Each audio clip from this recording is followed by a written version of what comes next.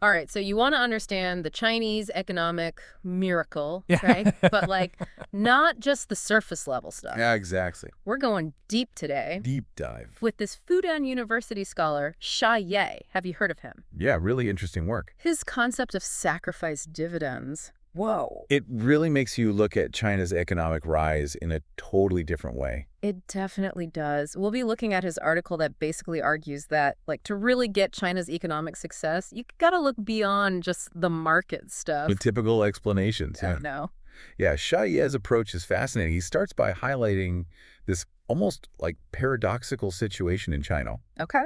The world's second largest economy, tons of billionaires, but Yeah. still a lot of people struggling to just get by. Yeah, it makes you wonder, how can a country with a private economy that's way smaller than 40% of the U.S. Yeah. have more super rich people? Right. It's a head scratcher. It makes you want to really dig in. For sure. How can those two realities even exist at the same time? Right, and that's where the sacrifice dividends come in. Honestly, when I first read that phrase, I was like, what?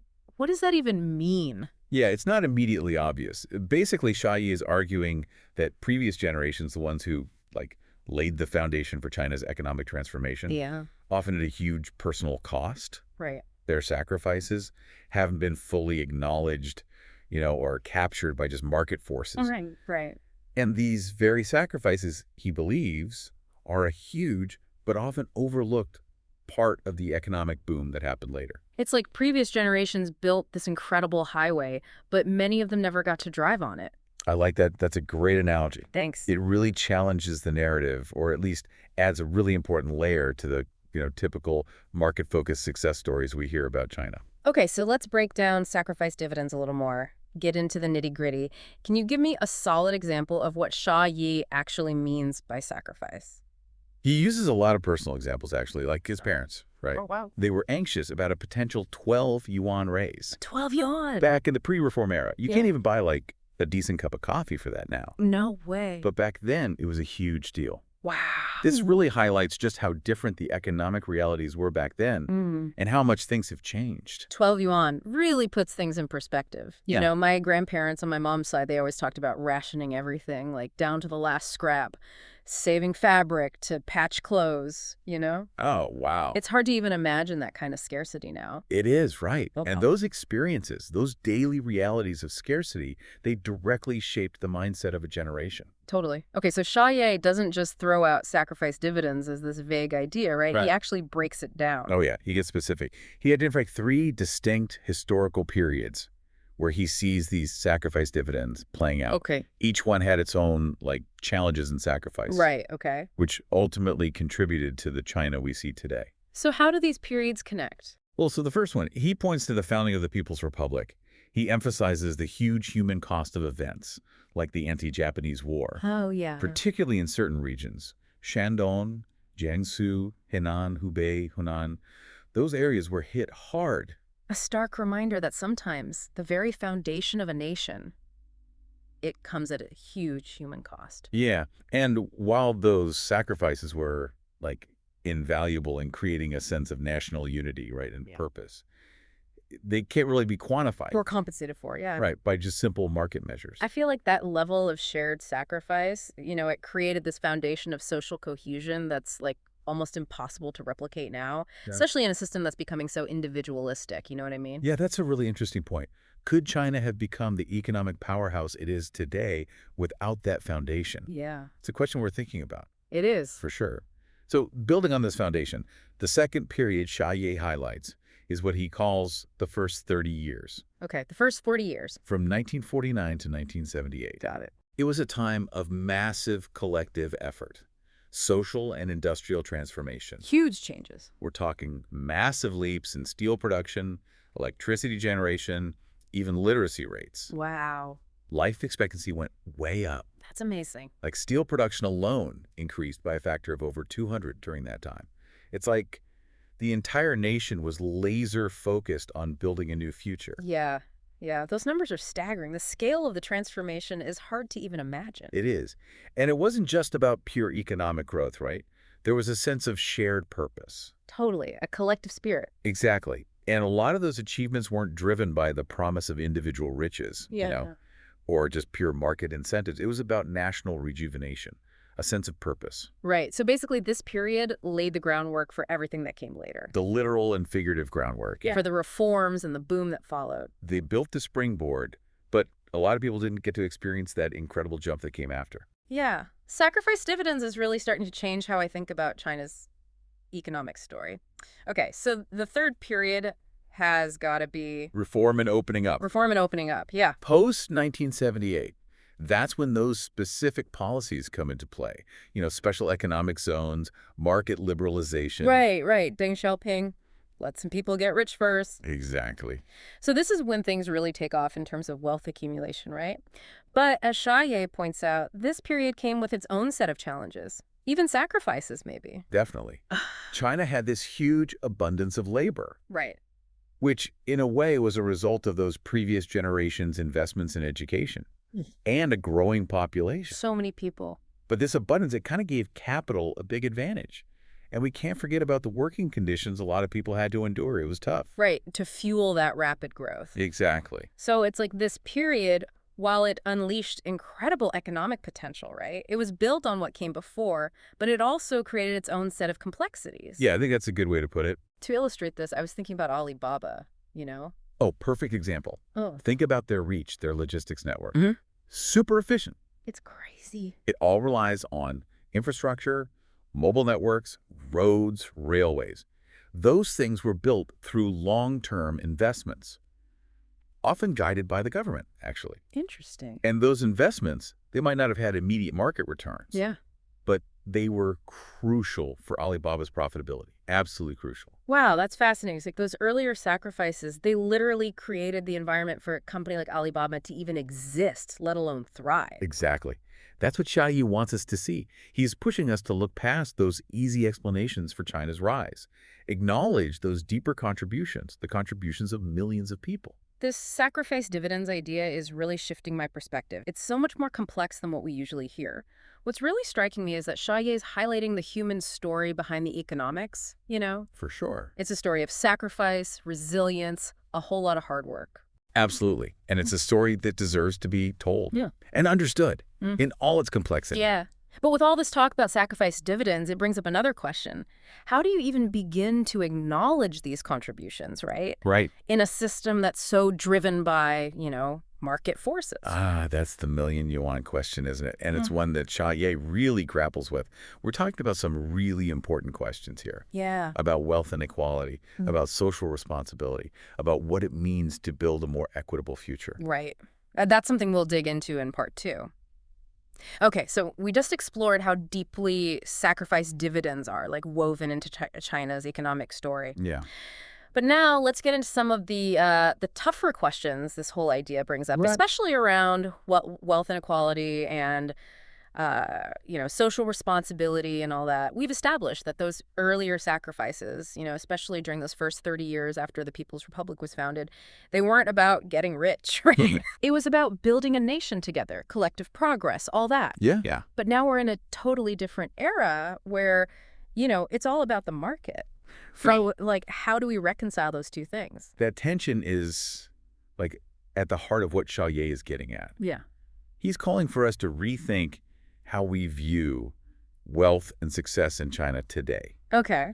He's not saying the market is bad. Right. It's been a huge engine for growth, lifted millions out of poverty. Absolutely. But he's saying, hey, don't forget about the folks who might not have benefited directly. The ones who didn't get to drive on that highway we were talking about. Exactly. It's like they planted the seeds, but other people reaped the harvest. So it's not about, demonizing wealth or saying, market success is bad. No, not at all. It's more about acknowledging that there's this broader context, this history. Exactly. Maybe there's, a kind of historical debt that needs to be recognized, I think that's a really good way to put it. Yeah. It's about understanding that the current prosperity, it's built on this foundation of sacrifice. Right. And the people who benefit the most, especially the ultra-wealthy, they have a responsibility. To make sure that's shared more fairly. Exactly. Earlier, you mentioned how some regions, they really bore the brunt of the sacrifice during the anti-Japanese war, right? Okay. But they haven't necessarily seen the same economic boom as, say, the coastal cities. Yeah, the ones that took off after reform and opening up. Right. So the distribution of wealth hasn't always matched up with where the sacrifices were made. Exactly, and Xia Yi addresses that directly. Okay. He challenges this idea that just because you won in the market economy, Yeah. that you're off the hook in terms of social responsibility. That you don't have to give back. Right. It's like saying, just because you were a strong swimmer and you reached the shore first after a shipwreck, you don't have to help anyone who's still struggling in the water. Wow, that's a powerful analogy. It is right.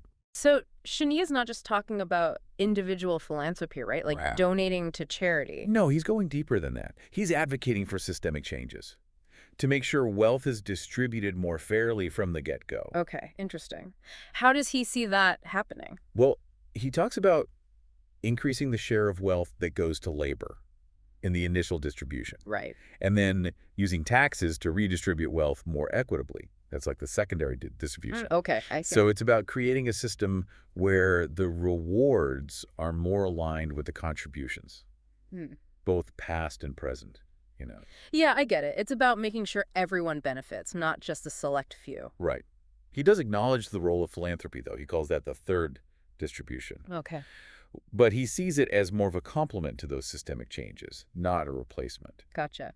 It strikes me that sacrifice dividends, it's not just some economic theory, right? It's a call for a deeper social reckoning, I think. Absolutely. It's about recognizing this shared history, this legacy of sacrifice, and using that understanding to build a better future. It makes us think about some fundamental questions, you know? Yeah. Like, what does it mean to live in a society where prosperity is built on this foundation of sacrifice? Yeah. What responsibilities do we have to the people who came before us? Those are big questions. They are. But before we get too philosophical, let's bring it back to Xia point about the Chinese economic miracle, right? Right. He's arguing that we can't just focus on the market forces, right? Exactly. To understand the scale and the speed of China's rise, you got to understand the historical context, the sacrifices, the social contract. It's all connected. So we need to see the full picture. Yeah, not just the economic highlights. Right. It's a reminder that these economic success stories, they're not just numbers on a spreadsheet. Sure. They're about people, their lives, their choices, their struggles, Yeah. and the legacies they leave behind. And in China's case, that legacy is intertwined with this idea of sacrifice for the collective good. Right, exactly. That's Yeah. one of the key takeaways from Xia's work, right? Definitely. Even in a system that's becoming more and more about individual ambition, market competition, there's still a place for recognizing the people who don't fit neatly into those metrics and thinking about what we owe to the people who came before us, how we can honor their sacrifice in building a more just and equitable future. This has been so insightful. I think our listeners are really going to have a lot to think about here. But before we wrap up, we need to talk about the elephant in the room, the role of the Chinese government. Absolutely. Can't talk about Xia argument without talking about the role of the government. And that's something we'll explore when we come back for the final part of our deep dive into sacrifice dividends. We've been talking about this idea of sacrifice dividends, right? Mhm. And how it changes how we think about China's economic rise. It's a different way of looking at it, for sure. But now I think we got to turn our attention to the Chinese government. Yeah, the big question, what's their role in all of this? Exactly. Before we jumped into this last part, we talked about how those who've benefited the most from China's success, they've got a responsibility to give back. Right. But Xia doesn't stop there. He puts a lot of emphasis on the government, too. He does. Why is that? Well, Xia sees the government as, like, a key player in this whole narrative. Okay. He's basically saying that China's economic miracle, it didn't just happen by magic. Right. Because of, pure market forces. The government played a huge role, especially in those early periods we discussed. You're right. Think about all those massive infrastructure projects. The government was directing resources, setting the stage for the reforms, creating the conditions for the private sector to take off later on. It was a very hands-on approach. Exactly. And what Xia is saying is that this active role, it shouldn't just disappear now because China has achieved this incredible growth. So he's not saying that China should go back to a totally centrally planned system. No, not at all. It's more about, using the government's power to make sure the benefits of growth are shared more widely, right? Yeah, that's a good way to put it. Like leveling the playing field. Exactly. He points out that the Chinese government, going all the way back to Deng Xiaoping, even Xi Jinping today, they always talk about common prosperity. Right, right. And he's saying this isn't just some empty slogan. It's a core part of how the whole system works. It's like there was this agreement, right? Back in the day. Sort of, yeah. We sacrifice together now for a better future for everyone later. Yeah, that's a good way to think about it. And Xia is arguing that the government has an obligation to deliver on that promise. To make sure those sacrifices weren't for nothing. Exactly. What kind of policy options does he see for making that happen? Well, he talks about things like raising the minimum wage, strengthening the social safety net, investing heavily in education and healthcare, maybe even trying out new ways to redistribute wealth. So it's like the government needs to be a counterbalance Kinda, yeah. to the market. To make sure that economic growth doesn't just benefit a few. That's a tough balancing act, though. Oh, for sure. On one hand, you want to encourage people to be entrepreneurial, take risks, right? Yeah, that's what's driven so much of China's success. But you also have to make sure the rewards are shared fairly. It's a trickle situation. Chaillet doesn't have all the answers, right? No. But he's definitely making us think Mm. about how we define economic success, about what we owe to those who came before us. How do we create a more equitable society? Big questions. Yeah. He's giving us a lot to ponder. I think sacrifice dividends, it's a powerful way to look at not just China's journey, Yeah. but these bigger questions about social responsibility, wealth, fairness, all that. Absolutely. His work reminds us that economic progress, it's not just about numbers and graphs. It's about people. Exactly. It's about creating a society where everyone has the chance to do well, where past sacrifices are remembered, where the benefits are shared fairly. That's a vision that's, like, challenging but hopeful, right? It is. And I think it's something we can all learn from, no matter where we are in the world, what our economic system is. Couldn't have said it better myself. Well, that's about it for our deep dive today. To all our listeners out there, thanks for joining us. And take a moment to think about those who came before you, their sacrifices, how you can help build a better future for everyone.